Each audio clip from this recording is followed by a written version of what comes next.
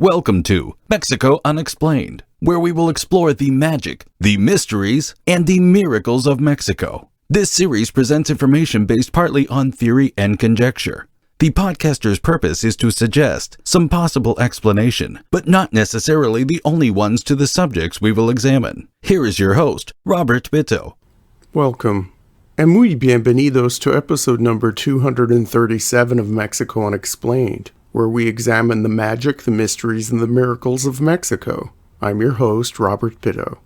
Less than an hour's drive from downtown Hermosillo, the capital of the Mexican state of Sonora, there exists a very important and relatively unknown archaeological site.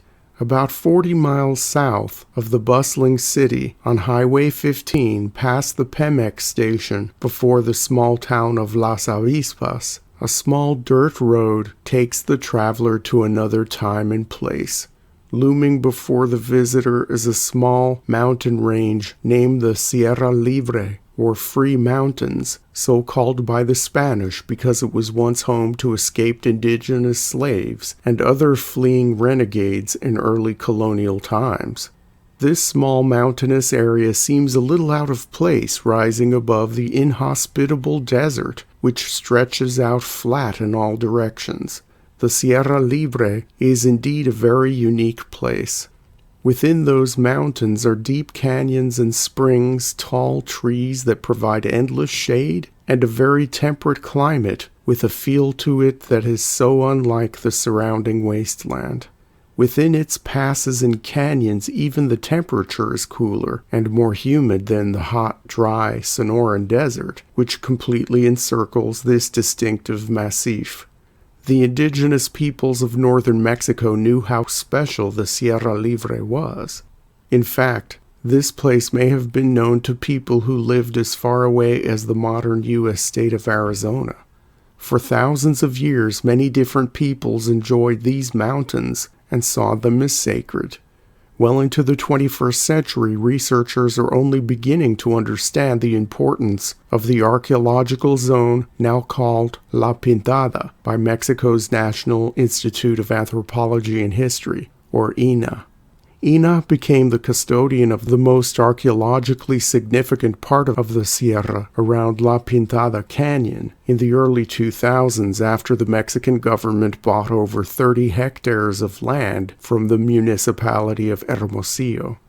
Although the area was briefly studied in the 1960s and 70s, the purchase of the land and its immediate fencing off represented the beginning of formal, intensive research. The site of La Pintada contains two components, the magnificent rock art decorating the many canyon and cave walls, and the ancient campsites found in caves and open areas. Unlike many of the more famous or glamorous Aztec or Maya sites, La Pintada contains no structures, no buildings of any kind. This does not mean the site is insignificant. It does seem to explain, though, why La Pintada has been ignored for so long by serious researchers and by the Mexican government. The ancient campsites found here provide a treasure trove of information about how the ancient people of northwestern Mexico lived, however. Archaeologists have been piecing together the story of this place without having the gigantic monuments full of inscriptions to tell the tale of what happened here long ago. Researchers have been busy classifying ceramics, stone tools, grinding artifacts, and worked seashells, along with floral and faunal remains found at the site. The rock art found throughout the cliffsides, canyons, and cave walls number to over 2,500 distinct cataloged images. The paintings are of what the ancient indigenous people saw around them in their natural environment, specifically animals such as birds, deer, and reptiles. There are curious repeating geometric patterns throughout La Pintada that some have likened to being part of an ancient alphabet, but the official explanation for these designs from the National Institute of Anthropology and History is that there is no official explanation for them.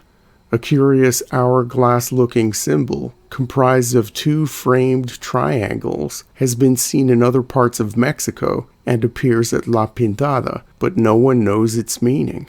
As with most other rock art sites throughout Mexico and in other parts of the world, many of the images at La Pintada have been painted over older designs or have been retouched or enhanced by later unknown prehistoric artists.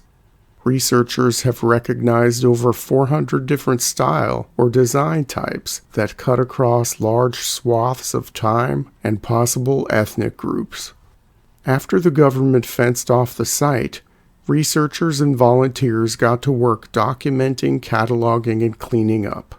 As an oasis in the middle of the desert so close to a major metropolitan area, La Pintada has seen thousands of visitors unchecked in just the past few decades. People would travel from Hermosillo to escape the heat in the cool ponds and hidden waterways of the Sierra Libre.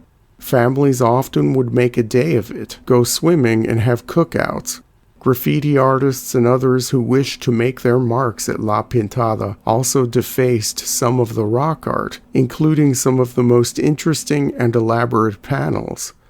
Given the amount of modern graffiti on the sides of the canyons and cave walls, the temptation to contribute must have been great for some individuals when encountering such concentrations of rock art, perhaps even in ancient times. In one canyon, someone in the late 1990s took a bucket of green paint and splashed it on the wall, thus obscuring dozens of ancient images. Formal cleaning and restoration efforts began at La Pintada in 2007 under the direction of Sandra Cruz, who works for the National Coordination for the Conservation of Cultural Heritage, a division of INAH.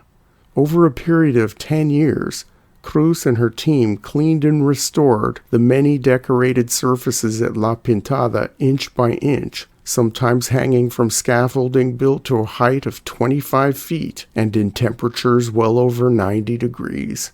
Restorers use medical, dental, and painters' instruments as tools. In most cleaning attempts, first, the restorers hydrate the rock and then apply the paste that will reconstitute the silica networks that compose it to keep it firm, without cracks and without the danger of exfoliations. Then cleaning solutions are applied slowly, and the type of solution used depends on many different factors. The various surfaces on which the art appears, combined with the age of the art and the materials used by the ancient artists, on top of the accessibility issues, made the cleaning and restoration process a daunting, laborious task. In an interview with the Mexican press, Cruz stated, quote, "The complexity in the alteration of the rock and the difficult access to the main panel of the site have made La Pintada one of the greatest challenges I have ever faced." End quote. So who was responsible for this magnificent rock art? Who spent time at the temporary encampments? There were many different peoples living throughout the deserts of Sonora in the times before the arrival of the Spanish. Researchers date the earliest artifacts at La Pintada to about 700 AD. There is no concrete way to date the rock paintings, but some researchers theorize that they may go back thousands of years. Archaeologists do not categorize La Pintada as being part of Mesoamerica, that area of central and southern Mexico that was home to the grand and complex civilizations that so many people associate with the country's prehistory. It's too far north, and there is very little evidence directly linking it to those cultures to the south. Researchers classify the zone as being part of Arido America or Oasis America.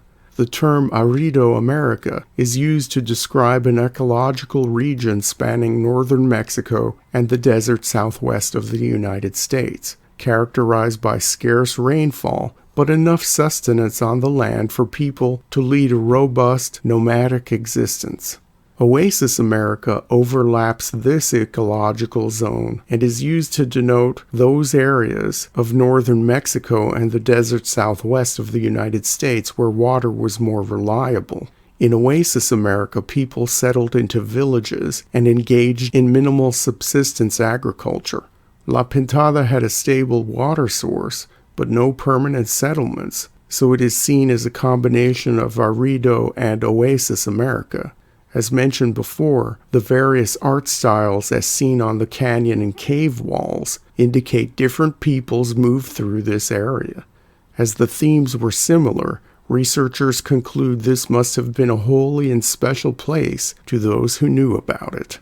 Some believe it was a mere stopover point, while others think that it was a sacred pilgrimage destination that drew people from as far away as the Gila River Valley in the modern-day state of Arizona.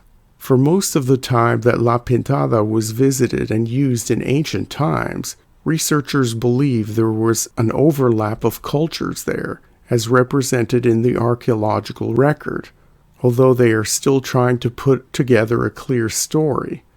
Artifacts and art styles of the cultural traditions of the Trincheras, Huatabampo, and Central Coast are evident at La Pintada. The Trincheras culture existed from about 750 AD to 1450, and is characterized by trenches dug at sites perhaps to serve as water catchments. The Trincheras had brown and red pottery decorated with purplish paint, which was very similar to the Hohokam of the ancient Gila River Valley to the north.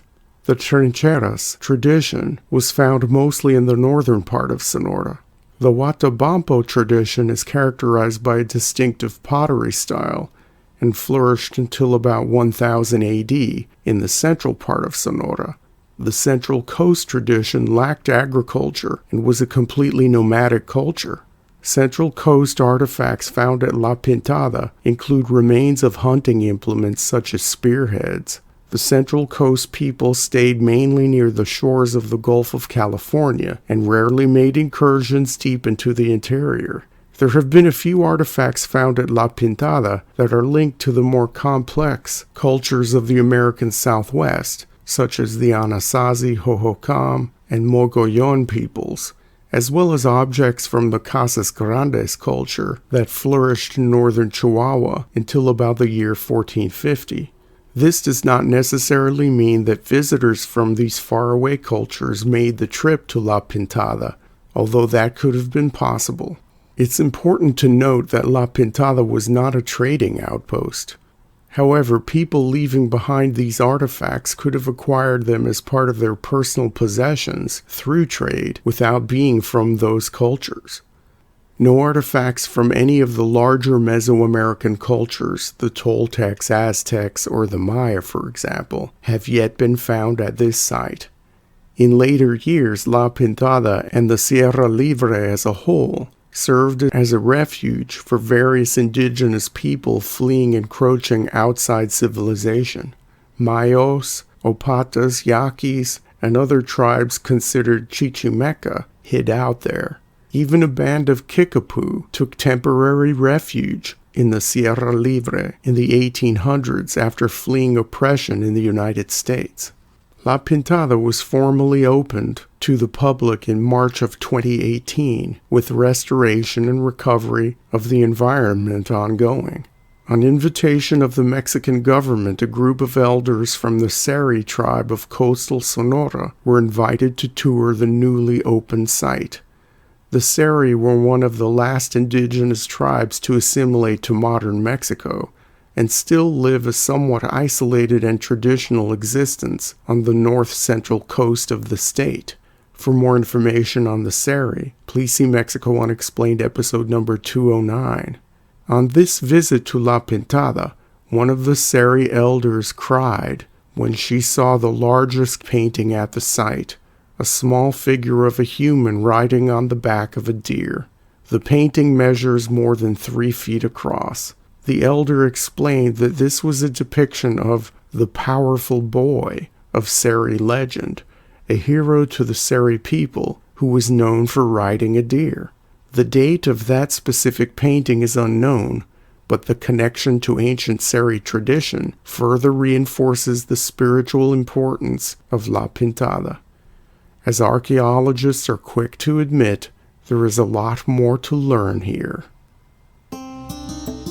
Thank you once again for listening to another episode of Mexico Unexplained. Remember to like and subscribe to us on YouTube and follow us on Twitter. Tell your friends by sharing these shows with others. Please go to our website, MexicoUnexplained.com, for references, illustrations, and for free access to transcripts of past shows. Please visit Amazon.com to purchase the books, Mexico Unexplained and Mexican Monsters, to get hard copies of the magic, the mysteries, and the miracles of Mexico. We appreciate your kind attention once again. Until next time, thank you and gracias.